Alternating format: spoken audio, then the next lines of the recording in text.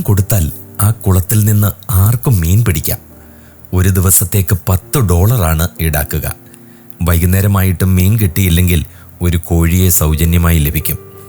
അവിടെ എത്തുന്നവരെല്ലാം ഓരോ കോഴിയുമായി പോകാൻ തുടങ്ങി. ആർക്കും മീൻ കിട്ടിയുമില്ല. ഇതിൻ്റെ രഹസ്യമറിയാൻ സന്ദർശകരിൽ ഒരാൾ കാവൽക്കാരനെ സമീപിച്ചു. അയാൾ പറഞ്ഞു, ഈ കുളത്തിൽ ഒരു മീൻ പോലുമില്ല. മുതലാളിക്ക് കോഴി ഫാമുണ്ട്. അവിടെ ദിവസവും കോഴികൾ മിച്ചം വരാറുണ്ട്.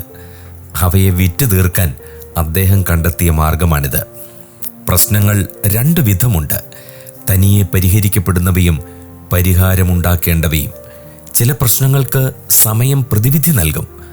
ആർക്കും പ്രത്യേകിച്ച് ഒന്നും ചെയ്യാനാകില്ല. കലങ്ങിയ വെള്ളം തനിയെ തെളിയണം. മുറിപ്പാടുകൾ തനിയെ നീങ്ങണം. ചില പ്രതിസന്ധികൾക്ക് പരിഹാരം കണ്ടെത്തണം. അസുഖം വന്നാൽ ചികിത്സിക്കണം. മഴ പെയ്താൽ കുട ചൂടണം. പരിശ്രമത്തിലൂടെ പരിഹാരം കണ്ടെത്തേണ്ട പ്രശ്നങ്ങൾക്ക് മുമ്പിൽ പകച്ചു നിൽക്കുന്നവരുണ്ട്. പതറാതെ പിന്തിരിയാതെ മുന്നോട്ട് പോകുന്നവരുമുണ്ട്. പരിഹാര പാഠങ്ങൾ അന്വേഷിച്ചിറങ്ങുന്നവർ അറിഞ്ഞിരിക്കേണ്ട ചില അടിസ്ഥാന പാഠങ്ങളുണ്ട്. എല്ലാ പ്രശ്നങ്ങൾക്കും ഒരു പരിഹാര വഴിയുണ്ട്. പ്രശ്ന സമ്മർദ്ദം മൂലം ഉടലെടുക്കുന്ന താൽക്കാലിക അന്ധതയാണ് പരിഹാര വഴികൾ കാണാതെ പോകാൻ കാരണം. ഫോക്കസ് മാറ്റിയാൽ ആ വഴികൾ താനേ തെളിയും.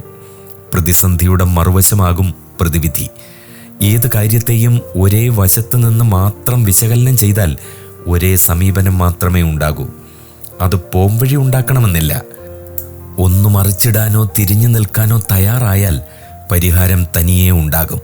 പ്രതിവിധി പ്രശ്നത്തിനുള്ളിലാകാം, വെളിയിലാകാം.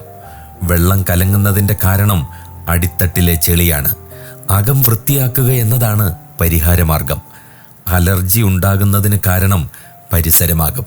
പുറം വൃത്തിയാക്കുക എന്നതാണ് മാർഗം.